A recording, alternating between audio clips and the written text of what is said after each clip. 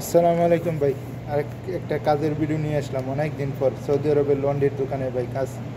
লন্ড্রির দোকানে কিভাবে কাপড় ইস্ত্রি হয় এই দেখে দিল।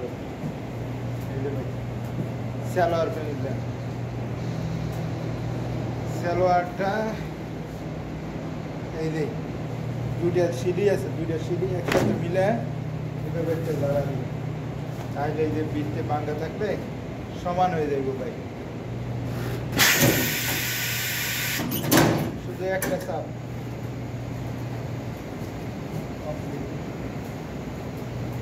শুরু বড় আছে ভাই, শুরু বড় মিলা ইয়া করে সিস্টেম করে প্রতিটা সালোয়ার কোনোটা উল্টাইন থাকবো কোনোটা বাইরে থাকবো দেখে দেখে এইভাবে করতে দেবো ভাই।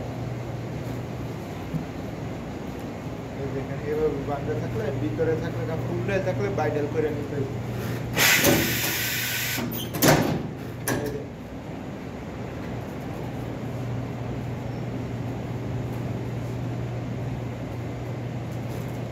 দেখতে কত সহজ তাই না ভাই?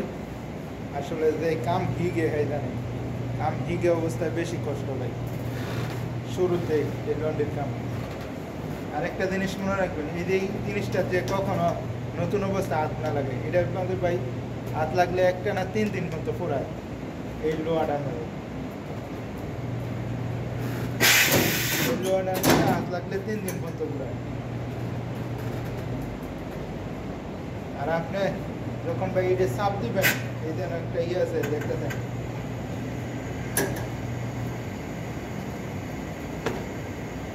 এটা চাপ দেওয়ার সময় সাবধানে চাপ দিবেন, কারণ এই যে হাত ছড়াইয়া করে চাপ দিবেন। এই গরম হাওয়াটা কিন্তু অনেক মারাত্মক। এই গরম হাওয়াটা যদি হাতও লাগে ভাই পুড়ে যায়। গরম হাওয়াটা খেয়াল করে ইয়ে করবেন ভাই নতুন অবস্থায় যারা কাজ করেন।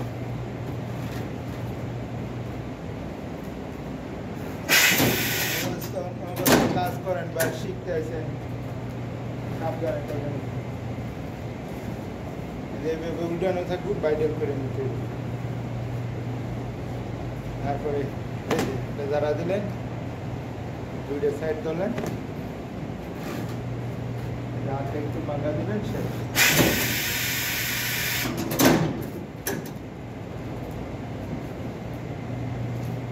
কমপ্লিট সালোয়ার মালা এবার ফেনিলা মানে গেঞ্জি। এই দেখুন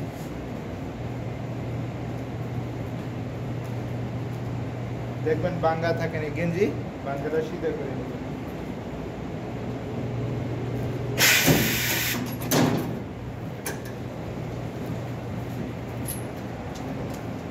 এই সুডু গেঞ্জি তো এক বাঙ্গা দিতে হবে।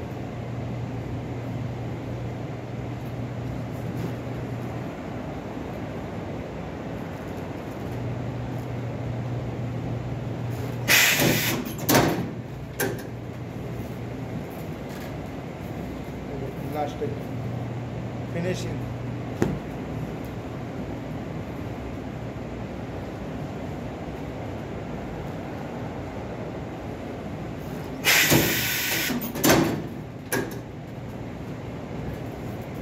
আমার ভিডিওটা যদি ভালো লাগে একটা লাইক, একটা কমেন্ট, একটা শেয়ার করেন। আসসালামু আলাইকুম, আল্লাহ হাফেজ।